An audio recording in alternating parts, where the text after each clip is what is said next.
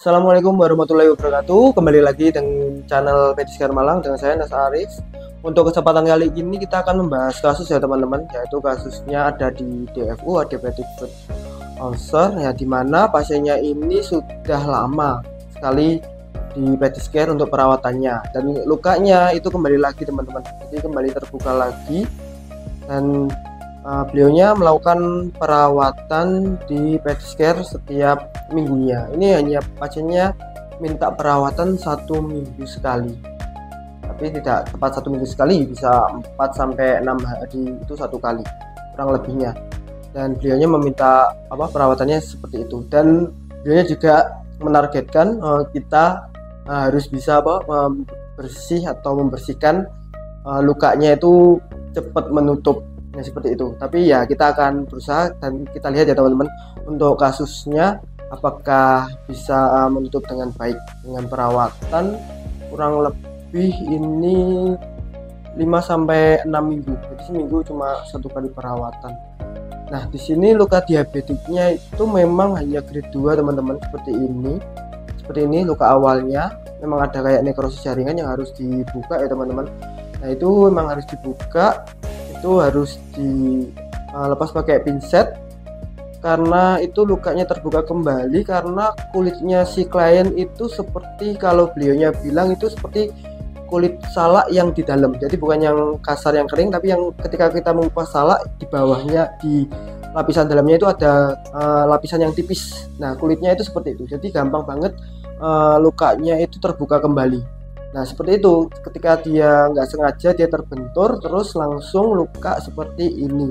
Dan setelah kita bersihkan, lukanya sudah kelihatan ya dasarnya ya teman-teman, yaitu dasarnya lukanya ada 100% udah merah.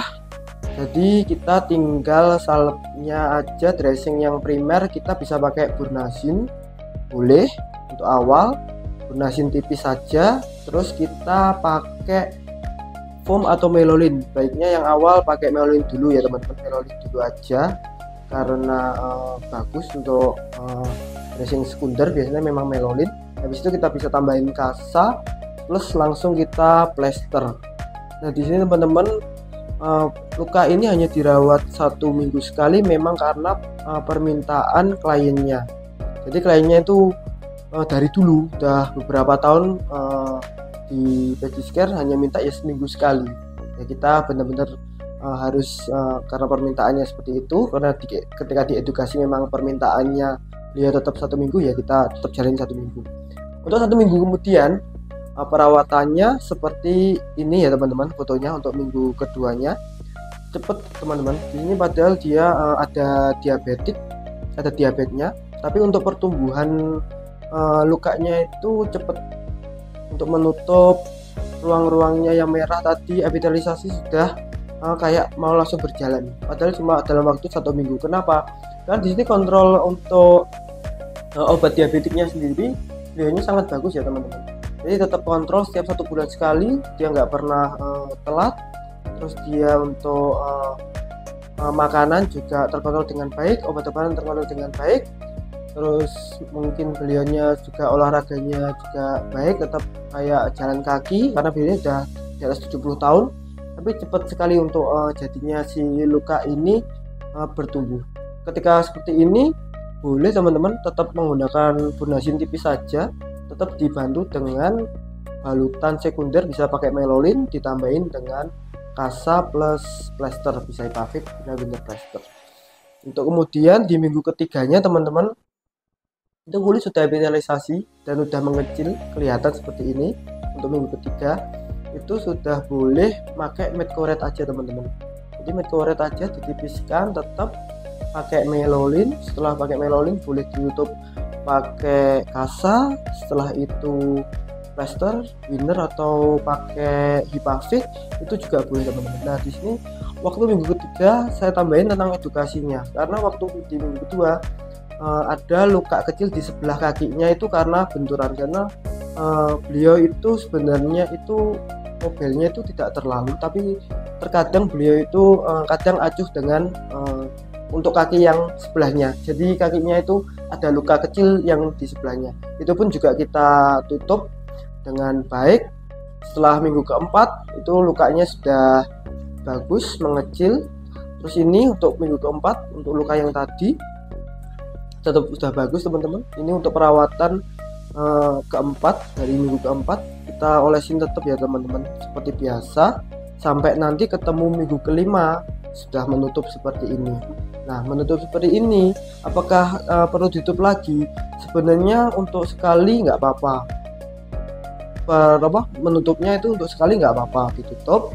Setelah itu ditutup, kita langsung itu teman-teman kasih foam atau melolin. Itu bagusnya kalau foam memang menyerap untuk eksudat yang banyak, tapi untuk bantalan yang lebih bagus ketika dia terkena benturan itu biasanya juga baik juga untuk foam. Nah, seperti ini diolesin, tetap dijaga untuk sekeliling lukanya teman-teman. Jadi sekeliling lukanya itu bagusnya tetap dikasih pelembab biar tidak terlalu kering. Jadi kalau ya kan kelihatan kan di pinggir-pinggirnya itu masih ada kayak lentur kering, itu harusnya dikasih ke pelembab lotion untuk menjaga kelembapannya. Ini untuk perawatan yang terakhir, itu yang kelima ya teman-teman. Jadi untuk perawatan pertama sampai kelima itu sangat bagus sekali untuk perkembangannya. Tapi kita perlu garis bawahi, sebenarnya kalau perawatannya baik, tidak diikuti dengan konsumsi obat atau perilaku hidup yang baik, juga nggak akan secara sempurna nutupnya. Jadi untuk pasien ini kenapa kok cepet banget, dalam waktu 5 minggu aja sudah nutup sempurna dan membaik ya, karena beliaunya sendiri juga bisa menjaga pola hidup, pola makan, istirahat yang cukup, tetap kontrol ke dokter untuk penyakit diabetesnya, dan memang menjaganya untuk dressingnya sendiri beliau juga hati-hati, walaupun kadang beliau nggak sengaja terbentur atau melukai, akhirnya kan lukanya bertambah lagi. Tapi intinya sih sebenarnya kalau di diabetik, tapi untuk yang di tipe 2 ya, itu masih bisa dikejar kalau memang kontrolnya itu baik.